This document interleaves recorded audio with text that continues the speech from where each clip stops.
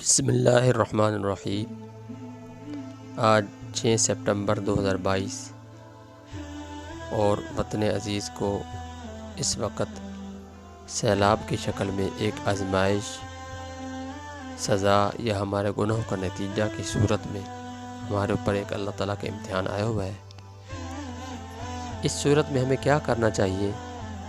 دعا کرنی چاہیے، استغفار کرنا چاہیے، اللہ رب العزت سے معافی مانگنی چاہیے۔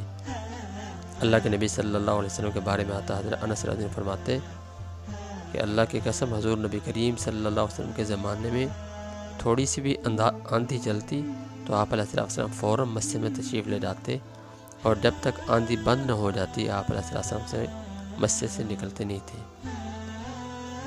اب ان کے مقابلے میں ہم اپنا حال دیکھ لیں کہ ہماری کیا صورتحال ہے۔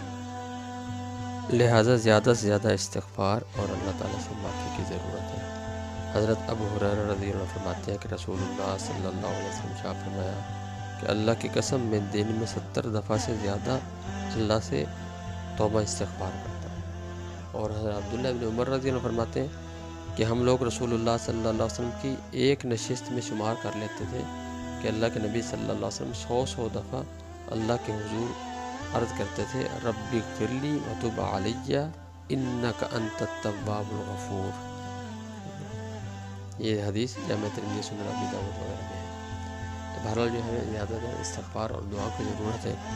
انہی دعاؤں میں جو اللہ کے نبی صلی اللہ علیہ وسلم کے فرمان ہوئی ہے، ان دعاؤں میں ایک دعا یہ ہے جو اللہ کے نبی صلی اللہ علیہ وسلم نے خاص طور پر آفات کے وقت اور مصائب اور مشکلات کے وقت ارشاد فرمائی۔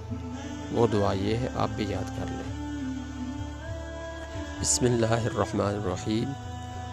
اللہم انی اعوذ بک من الہدم واعوذ بک من التردی واعوذ بک من الغرق والحرق والحرم واعوذ بک ان یتخبطنی الشیطان عند الموت واعوذ بک ان اموت فی سبیلک مدبرا واعوذ بک ان اموت لدیغا۔ دوبارہ پڑھ لیں گے۔ اللہم انی اعوذ بک من الہدم واعوذ بک من التردی واعوذ بک من الغرق والحرق والحرم واعوذ بک ان یتخبطنی الشیطان عند الموت واعوذ بک ان اموت فی سبیلک مدبرا واعوذ بک ان اموت لدیغا۔ ترجمہ: اے اللہ، میں تیری پناہ مانگتا ہوں دب کر مرنے سے، اور تیری پناہ مانگتا ہوں گر کر مرنے سے، اور ڈوب کر مرنے سے، اور جل کر مرنے سے، اور بڑھاپے کی کمزوری سے، اور میں تیری پناہ مانگتا ہوں اس بات کہ میں موت کے وقت مجھے شیطان اچک لے جائے، یعنی گمراہ کر لے، اور اس بات سے تیری پناہ مانگتا ہوں کہ میں تیرے راستے میں پیٹھ پھیر کر مروں، اور اس بات سے میں تیری پناہ مانگتا ہوں کہ کسی موذی جانور کے ڈسنے سے مروں۔ یہ دعا ہم خود بھی یاد کریں، اپنے بچوں کو یاد کروائیں، اپنی گھر کی خواتین ماں بیٹیوں کو یاد کروائیں، اور انشاءاللہ اس دعا کی برکت سے ہم سب مشکلات اور آفات سے محفوظ رہیں گے۔ اللہ رب العزت نے پیارے نبی کریم صلی اللہ علیہ وسلم کو کی ایک ایک دعا اور ادا کو اپنانے کی، عمل میں لانے کی اور دوسروں تک پہنچانے کی توفیق عطا فرمائے۔